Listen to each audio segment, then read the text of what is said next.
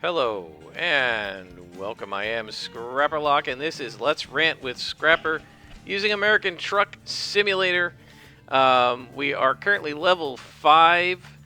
We have 61,000, which is almost halfway to our first actual owned truck. We're doing longer journeys, and now what we're going to do is take another quick job and then do a rant that's going to be somewhat related to a previous rant I did during the Brute playthrough. Um, so let's see, we're going to do price per distance. We want to look for a decent length job. Going to Utah. Have we not? We have not been there. Okay, that looks pretty good. Colorado to Utah. Or we go to Wyoming. Do we want to go to Wyoming? Let's go to Utah.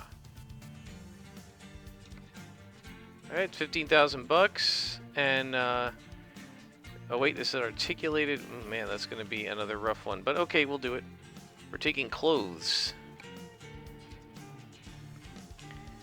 So that's our quick job, and we will start out tied up to the trailer already, because that's how they do it with quick jobs. And hopefully this time they gave us a truck that's strong enough to actually pull the load.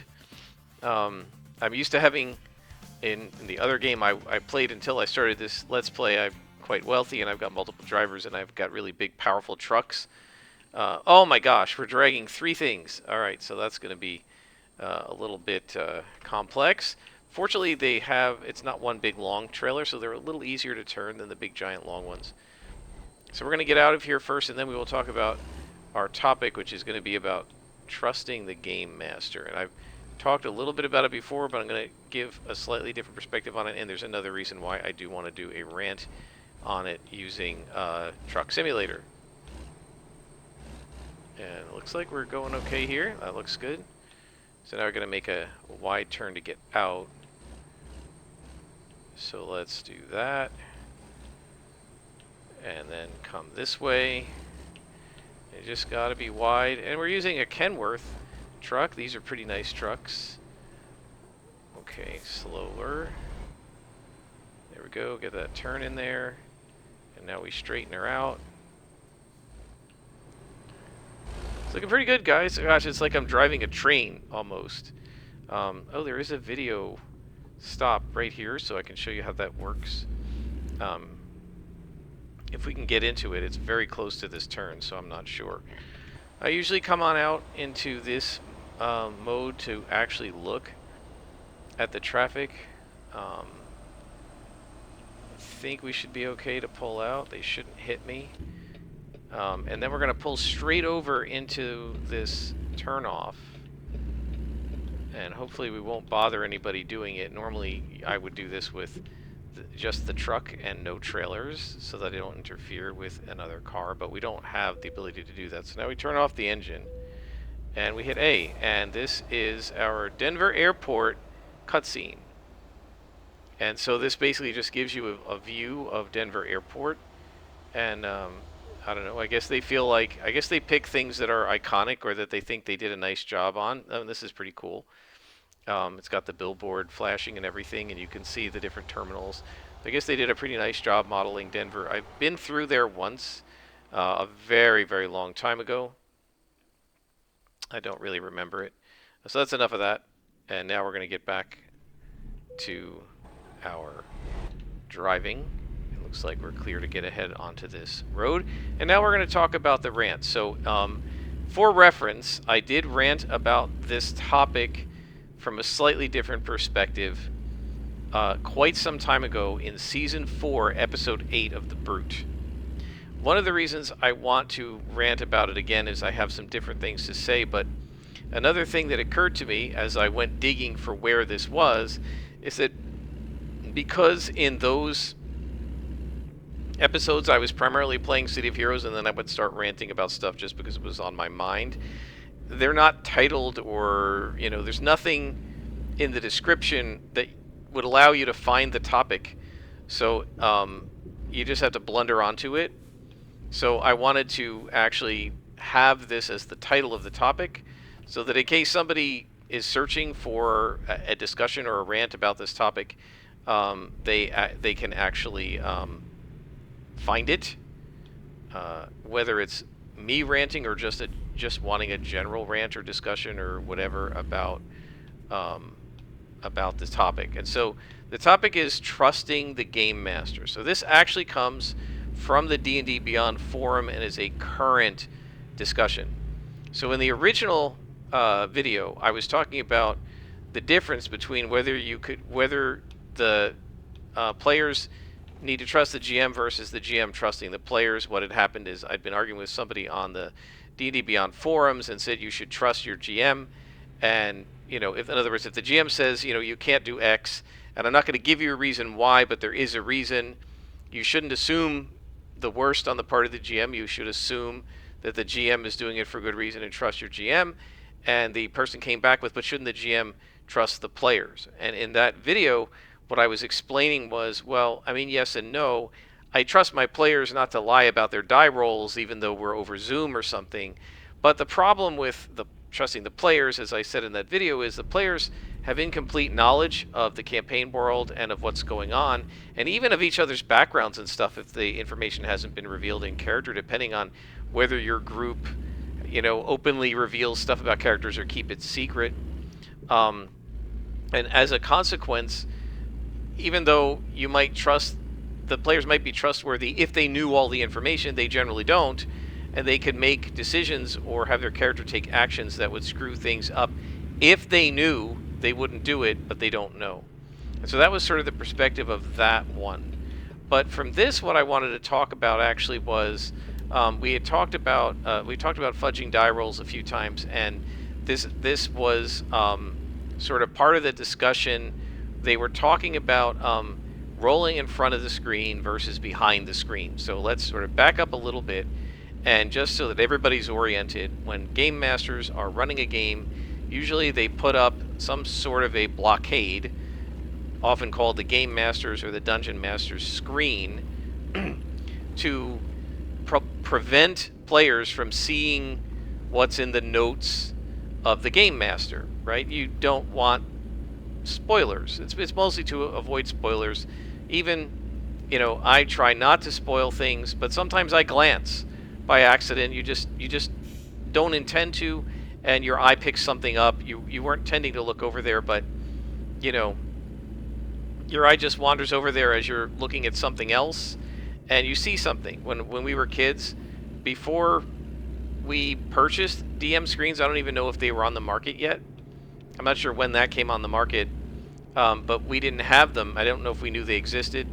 I think maybe it only existed for AD&D, and we were playing basic set and expert set at the time. We had a bunch of modules, and the covers would come off of the modules, and they were 2 or 3 fold, covers, and we would line up a bunch of the module covers to block, right? They behaved as a screen. Now, most GM screens also have information on them about running the game, how to hit damage works, what damage each weapon does, how encumbrance works, things like that. Obviously, the modules didn't have any of that. They just had maps and stuff on the inside cover, and we weren't necessarily using those. We were just using them as a blockade. But we would put that up, and then you can't see the notes, and you also can't see the die rolls. The die rolls can be done behind the screen, and I can still remember my best friend, he had his map laying out in front of him, and it was blocked by the screen. And I think it was something he had drawn on graph paper. And his cat, who was named Simba and was an awesome cat, well, it's a cat. This is something new in the room, right? It was there whenever we played, but that was only a few hours every so many days. And the rest of the time, the living room floor was bare, right? It was just a rug. And so here we are, her owner and her owner's friend, who she knows quite well, and he likes cats, and so I pet her and stuff a lot. And we're sitting on the floor with a bunch of stuff in front of us that's not supposed to be there, and there's this big giant cardboard construction in the middle of the room. So as anybody who knows cats knows, what has to happen is it's hers. It's in her room. It's in her house. She owns it. So she goes to claim it. And how does she claim it? She rubs her head on it and knocked everything over like a house of cards. And we're yelling, "No, Simba, don't!" And of course she did, because she was a cat. So I reached forward and I tried to help him set it back up, and I saw part of the map. I mean, I wasn't trying to look, but I couldn't help but see it, right? And so the GM screen is there to just prevent the accidental spoilering of the adventure, and you're not assuming that the players are trying to spoil it, but it's just, it keeps secrets so that, the illusion of verisimilitude and all of that is preserved. With the existence of the screen, many game masters, perhaps more for convenience than anything else, since it's right in front of you, would just roll in front of this, on their side of the screen, and players roll on our side of the screen, and the GM would sometimes look at your roll, maybe to help you figure your bonuses and stuff and what your total is, or maybe to just check and make sure you're doing it correctly. But you generally don't see the GM's roll, and this is called rolling behind the screen. And a lot of GMs do that, and their rolls are secret. They're hidden. The players just have to accept whatever the game master says the roll was, and the assumption is that the game master is either telling the truth, or if he's changing the results, he's doing it for some reason that is, and I've talked about this before, sort of curating the adventure. There are lots of game masters, however, who roll in front of the screen. They just drop the die in front of the screen and even maybe let the players call out, what's the number? What did I roll? 17. Okay, and he's got +3, so it's a 20. I think that hits your AC of 18. Yes, it does. I'm going to go ahead and roll damage. Here's the roll. Toss, right? And you roll D12, and it's a 9. Okay, you take 9 damage, and then you pull the dice back. And so that's rolling in front of the screen, and that lets the players see everything. Now, the advantage of rolling in front of the screen is the players know that you're never pulling your punches or making it too hard for them based on die rolls. You're not changing the results of the roll, and therefore a lot of people feel like it promotes trust.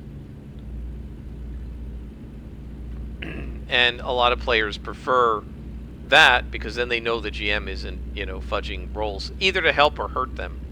A lot of players, like my best friend, he gets frustrated when he thinks the GM is going easy on the party and trying not to kill you, and he doesn't like that. He wants to be challenged, and I think he struggles to some degree with 5th edition. I don't know if he realizes that it's really 5th edition more than anything else, because a lot of the times, if you follow the encounter design system in 5th edition, especially after you get past 7th or 8th level, it's very hard to challenge the party without going really overboard, and or doing some kind of homebrew stuff. If you just use what's in the books, it becomes almost impossible to challenge a party once they get to double-digit levels. They can take out ancient dragons by the time they're 11th level, and what's left after that, right? They're some of the highest challenge rating monsters in the book, right? Unless you're going to go after Orcus or something. And so it becomes very difficult to challenge parties, and beyond that, fudging dice is just making it way too easy, so I don't think he would like it if you're fudging dice. Although he definitely told me that he prefers rolling behind the screen so the GM can sort of curate things. So that's, kind of his take on it, and a lot of people have the other take where they actually prefer to have the game master roll in front of the screen, so they're sure that the game master isn't doing any shenanigans and is just following what the dice say. Matt Colville talks about this. I think I mentioned this in my Brute video, that a lot of people feel like almost the dice are fate, right? If the die is a natural 1, it's what was fated to happen, and so they want what's meant to happen. But of course, dice are randomness; they aren't fate, right? Fate is something existential and supernatural, and die rolls are just random. It's not fate. It wasn't always meant to be. It's just a random result. So in this thread, they were talking about whether you should go behind the screen, roll behind the screen or not, and a bunch of players were saying that they prefer in front of the screen so that they know that the game master is quote-unquote not cheating, either against or for them. And one of the game masters came on there and he said, well, okay, so you roll in front of the screen. Are you also expecting me to tell you the hit points of the monsters? Because if not, I could be fudging that, even though I'm not fudging the rolls.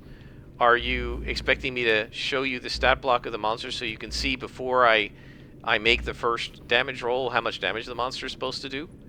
Because I could be fudging that. Am I supposed to show you the stat block ahead of time to tell you what armor class the monster has, what its proficiency bonus is, what its challenge rating is? And I could fudge all of that too.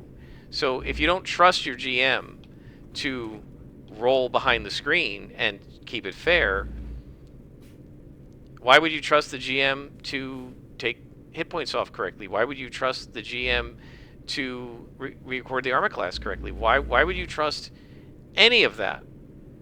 Right? And I think he makes a really good point. That it's not just die rolls that GMs can fudge. They can fudge anything. The number of creatures in the encounter, whether the encounter happens at all, whether the encounter happens under some sort of a condition like in the dark at night, which might impose penalties on your character, whether it's in the dark and the enemies have dark vision or not, which could impose penalties on them or not, how many hit points they have, what their armor class is, what their proficiency bonus is, what kinds of attacks they have, what spells they have if they're a spellcaster, whether they're a spellcaster or not a spellcaster, in addition to other abilities they have. All of that is made up by the GM or chosen out of the book, right? How do you know that in my notes it doesn't say encounter of 6 trolls and I changed it to 6 bugbears, which are way weaker than trolls because I saw that the party was beaten up? Or how do you know that it didn't say an encounter with 5 trolls and I made it 10 because I decided you guys are having it too easy and I want to give you more of a challenge? How do you know that the trolls didn't say my notes give the trolls maximum instead of average hit points? And then I changed my mind at the last minute and gave them minimum hit points. I mean, there are so many things that the game master could fudge other than die rolls that it really doesn't make a lot of sense to pick out die rolls and act like somehow that is sacrosanct, but all of the other elements and components are not, right? You know, die rolls are just one thing. They're one of the harder things to fudge. It's easier to just double the hit points of the monsters and let the players hit them as much as they want, right? What happens when you double the hit points of the monster?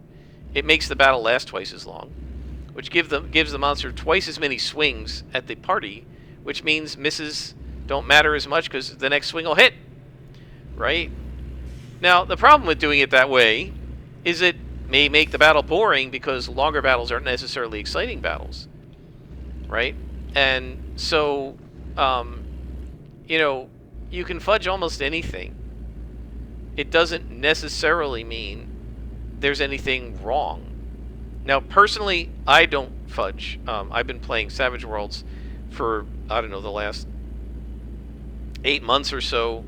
We did Coffin Rock, which is a short adventure. It took us about 5 sessions. And now we're doing Blood Drive, and we're still in Chapter 2 of that, and we're about 5 sessions into that. So it's, we've been playing for 11 sessions, which is, for us, more than 22 weeks, because we've skipped a couple of scheduled times because of personal issues and stuff. So we've been playing for about, I don't know, 26 weeks, so 6-7 months, if not more, in Savage Worlds. And I've rolled entirely in the open. And in Savage Worlds, you know, things can either take 1 wound or 3 before they go down. Well, they go down 1 on the first wound if they're an extra, and they go down on the 4th wound if they're a wild card. And I tell them, this is a wild card, right? It shows it in the initiative tracker, and I tell them this is an extra.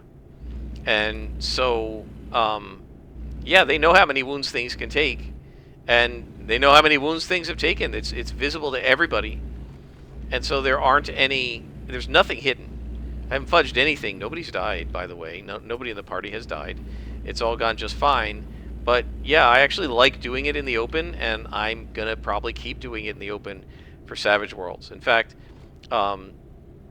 I think for Savage Worlds, I can see doing that. Now, for a game like Call of Cthulhu or Delta Green, where everything is supposed to be much more mysterious and secretive, no, I probably won't do those roles in the open. I don't know, maybe I will. In combat, I probably will. But if it's stuff like sanity checks and that sort of thing, anything that I roll as a GM will be behind the screen, right? Because I don't want them to actually know what's going on. In fact, in Delta Green, I was just looking at this today, one of the options they give, and they actually recommend this if you and your players are amenable, is that the players don't tell each other what their sanity scores are. They keep that a secret from each other, not from the GM, so that nobody really knows how close you are to your breaking point, how close you are to going insane, right? It's a difference between knowing somebody's starting to act more sporadic and knowing their sanity is down to 5. And when you hit 0, it can go up to 100 or 99. When you hit 0, you go insane and you're out. It's like your character's dead. You're out of the game. And so, you know, that kind of thing can be really fun if you hide it from the other players, because you just can make the role play really enjoyable and interesting and so forth. Yeah, sometimes you do want to make it secret, and it can be more fun and interesting to do that. But for something like Savage Worlds, unless there's some particular reason to keep it a secret, which I haven't encountered yet so far in the first 11 or so sessions, I just roll in the open. But I can still fudge things. So, for example, I had an encounter with that was a random encounter that I drew up. I say drew up because you use cards, a deck of cards in Savage Worlds to make random encounters. And so during Blood Drive, during the sort of the days in between the set scenes, they say you can draw for random encounters. So I did ahead of time. I did a bunch of them, and one of them was about an encounter with 4 veteran outlaws. That's just what rolled up, and these guys are wild cards, and they're veteran level, which means they're actually more powerful than the posse, and there are 4 members of the posse. So I had them encounter these guys separate from the cowhands who were running the herd, because otherwise it would have taken too long with that many NPCs. But I realized before the battle started, as I was looking at it before the session, that these guys are pretty tough. They're veterans, and they're all wild cards, and this is too hard of an encounter. So I took 2 of them and left them as wild cards, and the other 2 I demoted to extras. And I said, okay, I think 2 wild cards, 2 extras should be a fair fight. It was a tough fight, but the party pulled it out and nobody died. That was a fudge, guys. I wasn't rolling behind the screen, but I demoted 2 of the characters from being able to take 4 wounds and being a wild card and get bennies to only being able to take 1 wound. They die in the first wound, and having no bennies, right? And so that greatly affected the battle, and that was a fudge by me looking at this going, yeah, these guys are novice, and fighting 4 veteran wildcards is a bit rough. And this is just a random encounter. It's not something that was programmed in by the game, and so therefore, because it's a random encounter and wasn't programmed in by the developers of Blood Drive, oh wow, a plane crash? Wow, that's cool. I was like, okay, a random encounter doesn't need to be this hard.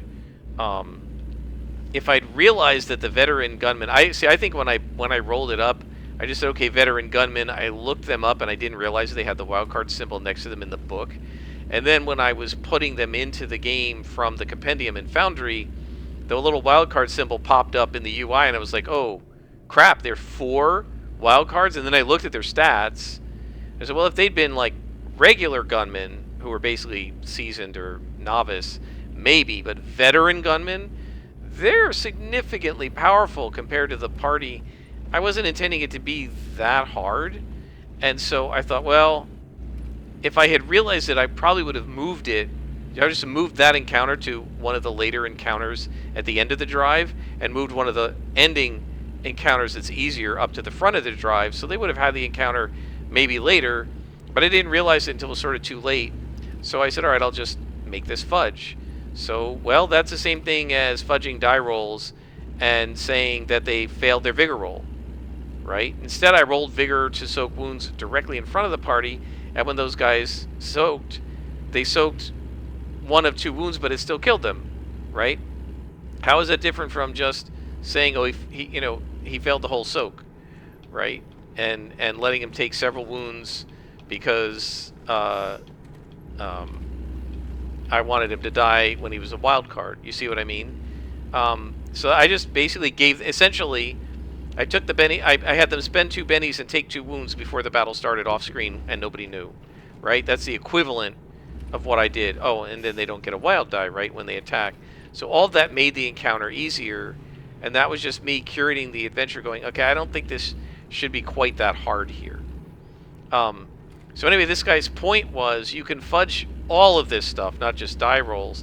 And he said at some point, you need to trust your game master. He said, they need to trust that if I make a really hard encounter in this particular spot, I did it for a reason, not to try and TPK the party.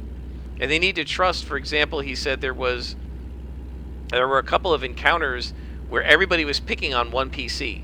And he said they need to trust, and my players do, that I'm not a mean GM picking on one guy's character. What had happened was the character did something to piss off, like the Assassin's Guild, and they put a bounty on his head.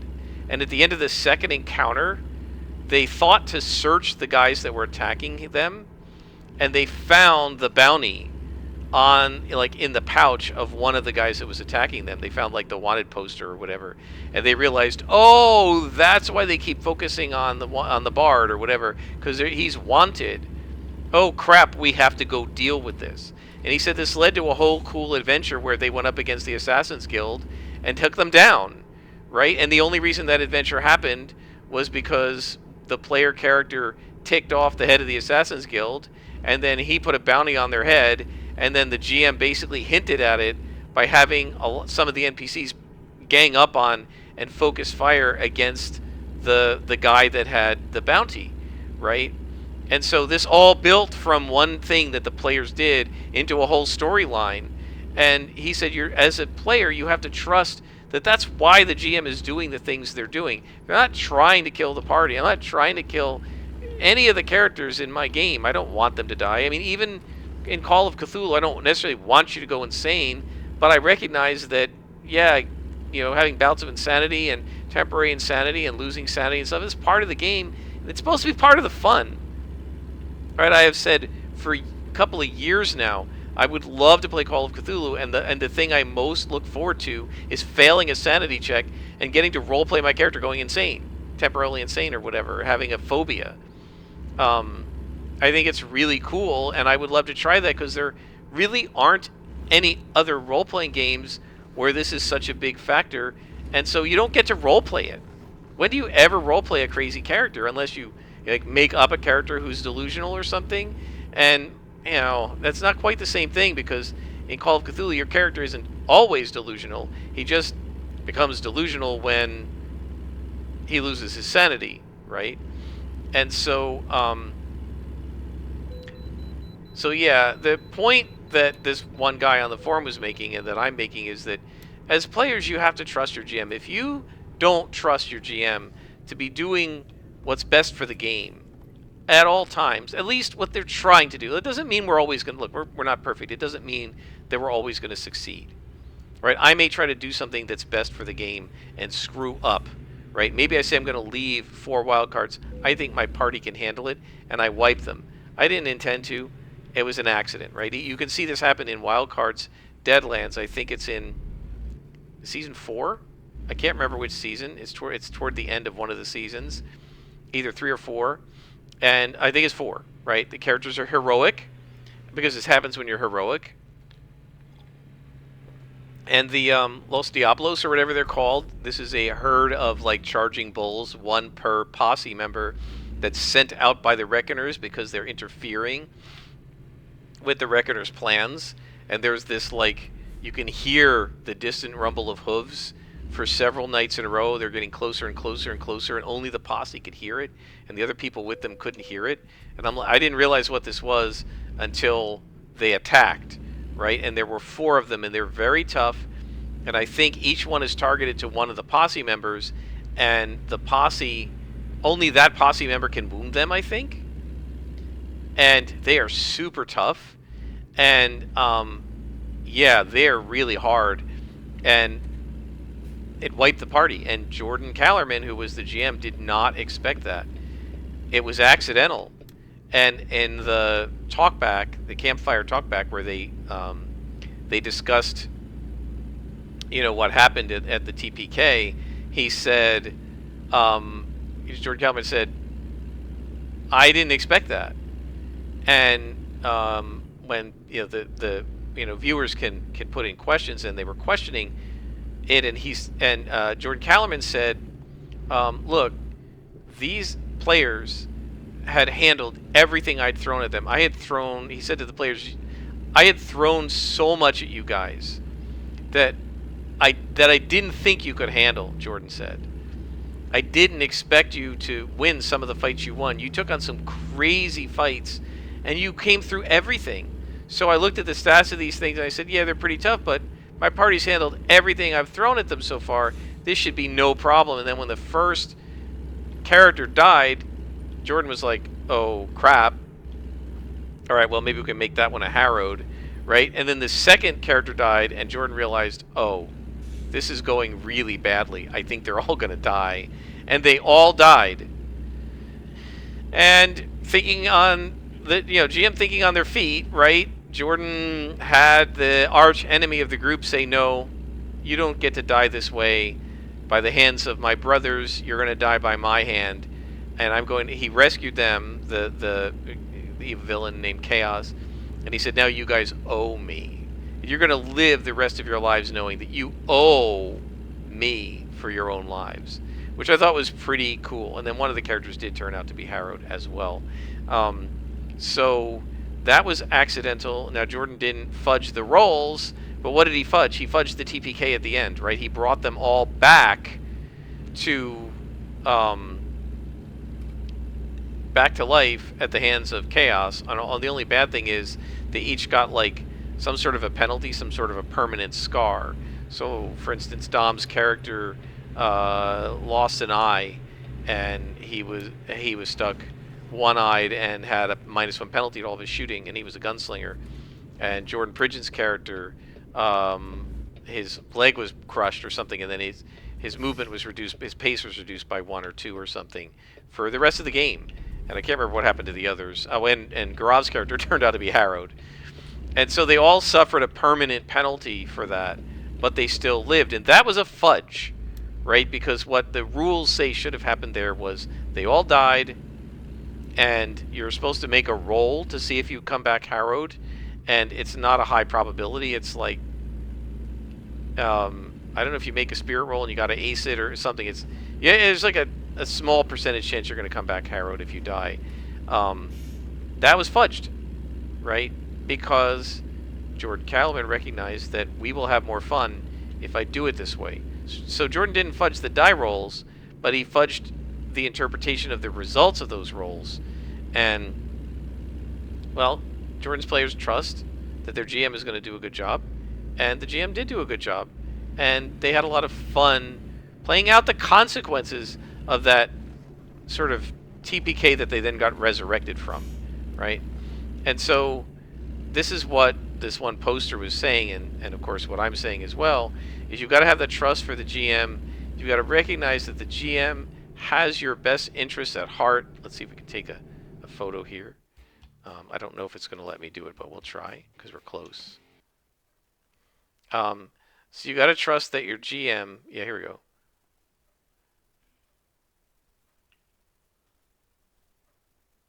All right. That gets us a little trophy. You got to trust that your GM is trying to help you enjoy the game and make it fun for everybody, including themselves, and that they're doing their best to do that. Now, your GM might mess up, might do stuff that you don't find fun. Then you give appropriate feedback. But you don't say things like, hey, I want you to roll in front of the screen because I don't trust you. Don't worry about it, right? Because even if the GM rolls in front of the screen, other things can be fudged, right?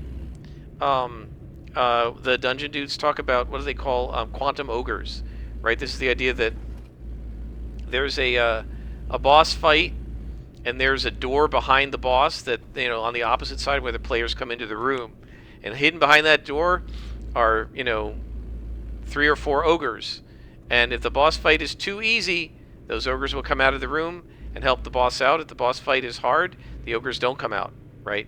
So they're, it's like, Schrodinger's ogres, I think they called them. The Schrodinger's cat, right? If the cat, there's a vial that will break open at a random time with poison in it, and if the vial is open, the cat's dead, and the vial is closed, the cat's alive, and you only find out whether the cat's alive or dead by opening the box, right? And until you do, you can't know whether the cat's alive or dead, right? And I mean, it's a little more complicated than that, but that's the basics. And this is the same thing with the ogres. We don't know whether there are ogres in the room or not until we see how hard the boss fight is, until we open the box, right? And once we open the box to the boss fight and we start fighting the boss, then we'll see if the boss is too easy. There are ogres in the next room, and they're going to come out and help.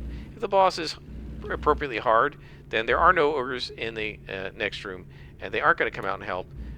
In fact, when you go into that room, you'll find that it's just like a treasure room or something, and there are no ogres at all. Right? And the whole idea of that is to curate the game, right? To make it so that the fight is exciting and fun. Am I going the right way here? I think so. Make it so the fight is exciting and fun, not too hard, not too easy. And you can fudge that with die rolls, but you can also just fudge it with quantum ogres, right? So, yeah, the GM's rolling in front of the screen in that case, but you don't know whether there are ogres in the next room or not, and the GM just does whatever is necessary. How do you know? Are you going to take the whole screen away? Are you going to force him to show you the module and what's printed in each room? I don't think so. So, I mean, if that's what you need to do, if you need to see what was printed in the module because you don't trust your GM like that, you shouldn't be playing with that GM, right? Because obviously you don't have the right relationship to have that person GMing for you. Because you should always trust that your GM is doing what's best for the game to the best of the GM's ability, right? If the GM isn't doing that, then get a different GM. All right, folks, so that's my take on it. Hopefully you've enjoyed the rant. We got 815 XP. Is that enough to level? Oh, not quite. So we'll level up hopefully in the next episode. Got 15,000 more dollars. And that puts us at 76,000. We need about 50,000 to go to get our first truck, and then we'll start making some more money. But until then, we just have to take quick jobs. Now, I could take a loan right here for 50,000 and buy a truck, but I don't like taking loans. So we'll just keep going with quick jobs until we get our first truck. I hope you enjoyed. Until next time, I am Scrapperlock, and this has been American Truck Simulator. Let's rant with Scrapper.